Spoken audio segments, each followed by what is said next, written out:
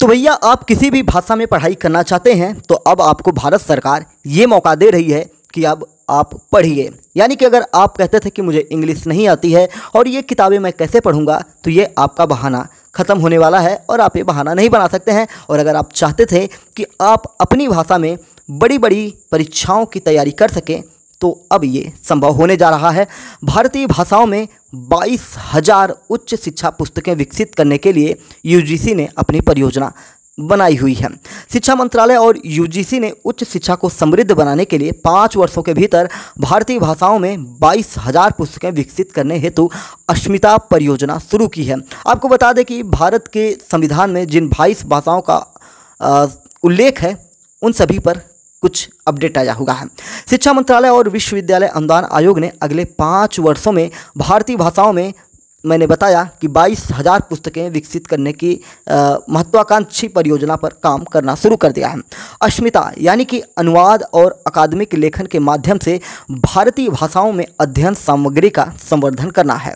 अस्मिता नामक इस पहल का उद्देश्य 22 भारतीय भाषाओं में अनुवादित और मूल रूप से लिखित पुस्तकों के एक मजबूत संग्रह के साथ उच्च शिक्षा को समृद्ध करना है। यानी कि 22 भाषाएं हमारे संविधान में वर्णित हैं। उच्च शिक्षा सचिव संजय मूर्ति द्वारा शुरू किया गया अस्मिता यूजीसी और मंत्रालय के अंतर्गत एक उच्च स्तरीय समिति भारतीय भाषा समिति के बीच एक सहयोगात्मक प्रयास है। इस परियोजना का उद्देश्य अनुवाद और मौलिक अकादमिक लेखन के लिए एक व्यापक पारिस्थितिकी तंत्र बनाकर शिक्षा में भारतीय भाषाओं को बढ़ावा देना है। यूजीसी के अध्यक्ष जगदीश कुमार ने परियोजना के लक्ष्यों पर प्रकाश डाला। इस परियोजना का उद्देश्य उच्च शिक्षा के विभिन्न विषयों में भारतीय भाषाओं में अनुवाद और मूल पुस्तक लेखन के लिए एक मजबूत परिस्थितिकी तंत्र बनाना है। इसका लक्ष्य 5 वर्षों के भीतर 22 भाषाओं में 1,000 पुस्तकें प्रकाशित करना है, जिसके परिणाम स्वरूप भारतीय भाषाओं में 22,000 पुस्तकें होंगी। यानी कि एक भाषा में 1,000 पुस्तक और 22 भाषाओं में 22,000 पुस्तकें होने वाली है। इसमें नोडल विश्वविद्यालय और SOP का किस प्रकार से रोल होने वाला है वो भी आपको बताते चलते हैं। इस विशाल प्रयास का नेतृत्व करने के लिए 13 नोडल विश्वविद्यालयों की पहचान की गई है, जिसमें विभिन्न क्षेत्रों के सदस्य विश्वविद्यालय भाग लेंगे।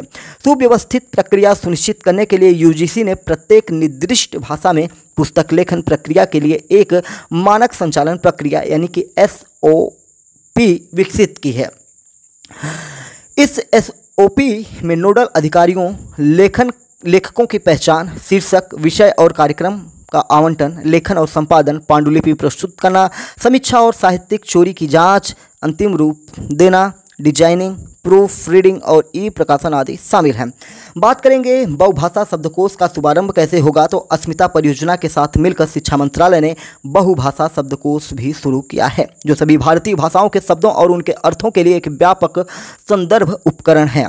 केंद्रीय भारतीय भाषा संस्थान CIIL द्वारा भारतीय भाषा समिति के सहयोग से विकसित इस शब्दकोश का उद्देश्य IT उद्योग, अनुसंधान और शिक्षा जैसे विभिन्न आधुनिक क्षेत्रों में भारतीय शब्दों, वाक्यांशों और वाक्यों के उपयोग को सुविधाजनक बनाना है।